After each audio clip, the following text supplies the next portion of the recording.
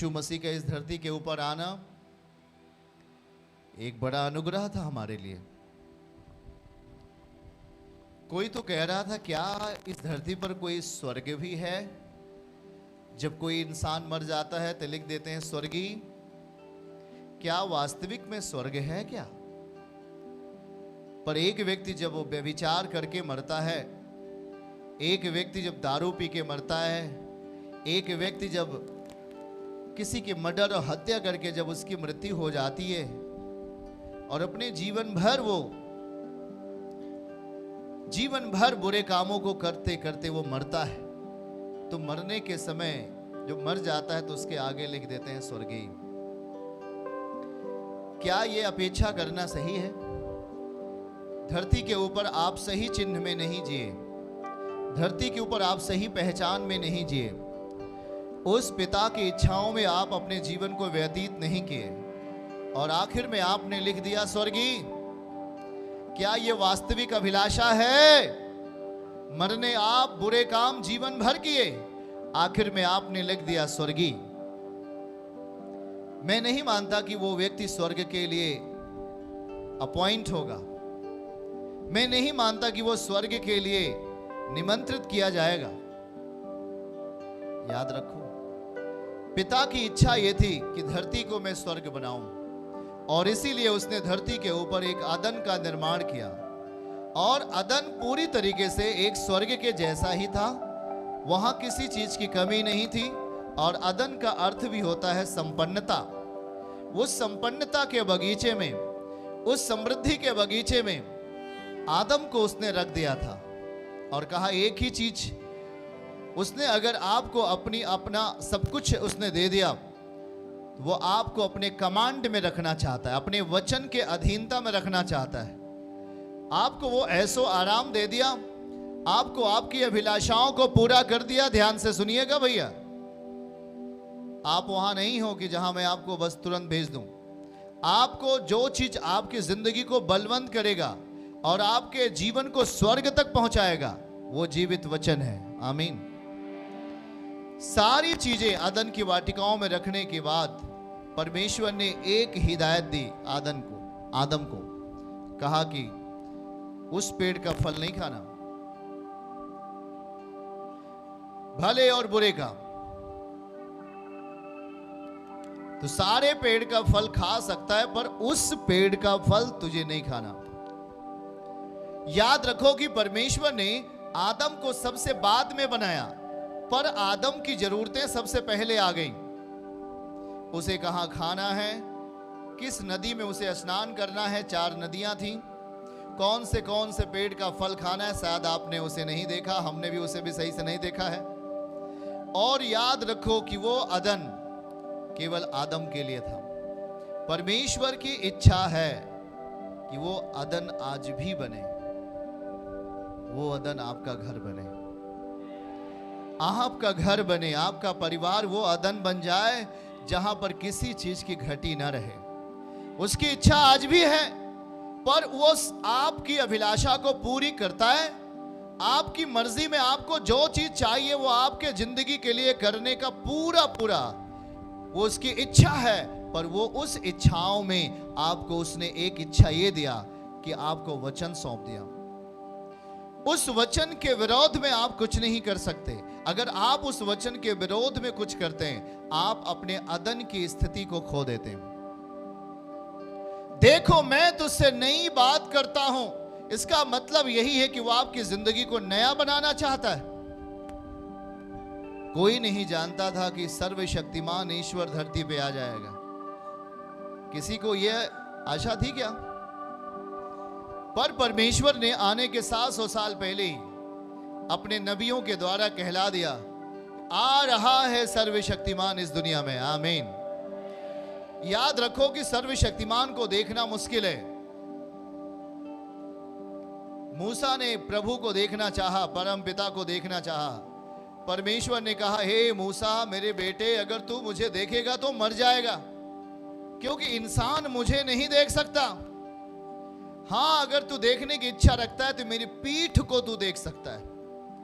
आप कल्पना कर सकते हो कि परमेश्वर कितना पवित्र है। उसे इंसान नहीं देख सकता।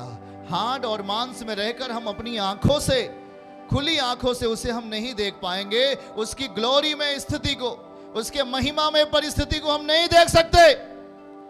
पर याद रखो, आज से 2000 साल पहले परमेश्वर का बेस्ट प्लान, हालेलुया, तेजी के साथ कहिए, बेहतर प्लान, एक सबसे अच्छा प्लान हमारे बीच में पिता लेके आया। और सर्वशक्तिमान ने अपने आप को, याद रखो, अपने प्रिय पुत्र को, यीशु को, जो स्वयं एक पिता है, अपने पूर्ण संपूर्णता में इस धरती के ऊपर हड्डी और मांस में भेज दिया। जब वो हड्डी मांस में इस धरती के ऊपर आया, वो किसी मनुष्य के द्वारा नहीं पैदा हुआ।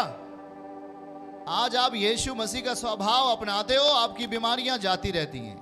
यीशु मसीह का स्वभाव अपने अंदर लाते हो, आपके काम होते रहते हैं। वो कोई मनुष्य के द्वारा नहीं पैदा हुआ, उसका जन्म आत्मा के द्वारा हुआ। आमीन। उसका जन्म आत्मा के द्वारा हुआ, क्योंकि वो आत्मा है, वो परम प्रधान है। प्राइम कुर्सी को छोड़ करके इस संसार के आंसू भरे इस दुनिया में, दुख भरे इस दुनिया में, अपने शरीर के साथ यीशु मसीह आ गया। अब हम उसे अपनी आंखों से देख रहे थे। एक सुंदर नौजवान 30 साल का एक व्यक्ति जब चलता है तो उसके परछाई से व्यक्ति चंगे हो रहे होते हैं। कोई चिल्लाकर उसे बुलाता है, अपनी आंखों को दोबारा प्राप्त कर लेता है। कोई 4 दिन का मरा हुआ व्यक्ति पुनः जीवित हो उठता है। वो सर्वशक्तिमान परमेश्वर, वो पिता, वो पुत्र, वो यीशु आपके बीच में, आपके आंखों के सामने था। याद रखो प्रियजन, ये हमारे लिए सबसे बड़ा अनुग्रह था कि जिस परमेश्वर को देखने के लिए सालों साल से लोग प्रयास कर रहे थे, तपस्या कर रहे थे, और उस पिता को किसी ने अपनी आंखों से नहीं देख सका। पर परमेश्वर पिता की इच्छा हुई कि वो अपने आप को इस धरती के ऊपर प्रकट करे। प्रियजन, उसका प्रेम है। वो नहीं चाहता कि आप नाश हो। पहला आदम पाप किया, आज्ञाओं को तोड़ दिया, और इस कारण से वो अदन से बाहर कर दिया गया, समृद्धि से बाहर हो गया, वो बीमारी में डाल दिया गया, वो दुख में डाल दिया गया, वो पीड़ाओं में डाल दिया गया। अब वो मेहनत करेगा, परिश्रम करेगा, खून बहाएगा, तब वो रोटी खाएगा, क्योंकि उसने अदन में रहते हुए अदन की आज्ञाओं को मिस किया। आज जब यीशु के निकट आते हो, आप भी उस अदन में आ जाते हो। अदन में सारी चीजें हैं। आप प्रेयर करते हो, जिस चीज के लिए लाखों रुपए खर्च करते हो, प्रेयर के द्वारा वो चीजें चली जाती हैं। जिस चीज के लिए आप परेशान और दुख उठाते हो, वो चीजें आप विश्वास के बदले अपनी जिंदगी में चंगाई को प्राप्त कर लेते हो। उस मुकदमे के पीछे जो सालों साल आप संघर्ष करते हो, विश्वास के द्वारा, वचन के द्वारा अपनी जिंदगी में समाधान प्राप्त कर लेते हो। परमेश्वर सामर्थी है, वो अनुग्रह बन के आया। अनुग्रह की ताकत आपकी जिंदगी का समाधान बनता है। जब आप परमेश्वर के निकट आते हो, वो आप अदन में हो, पर वो आपको हिदायत भी देता है कि अदन में रहकर अदन के नियमों को नहीं तोड़ना। यदि आप यीशु के साथ जी रहे हैं तो यीशु के नियमों को नहीं तोड़ो।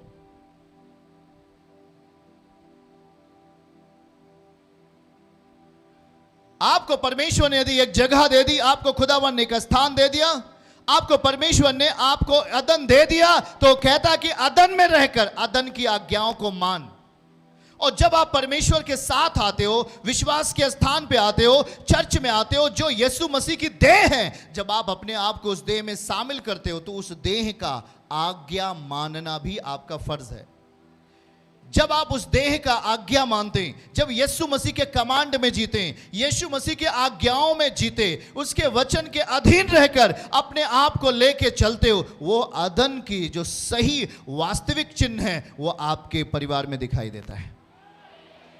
वो अदन आपके लिए उपस्थित होता है। यीशु मसीह के नाम में आमीन कहें। तब आप थोड़ा कमाते हो, ज्यादा लंबे समय तक खाते हो। आमीन कहिए। आप जो पैसे कमाते हो उसे शैतान नहीं छीन सकता, ऐसा आशीर्वाद आता है आपके लिए। आपकी उम्र को शैतान कम करता है पर परमेश्वर आपकी उम्र को बढ़ा देता है।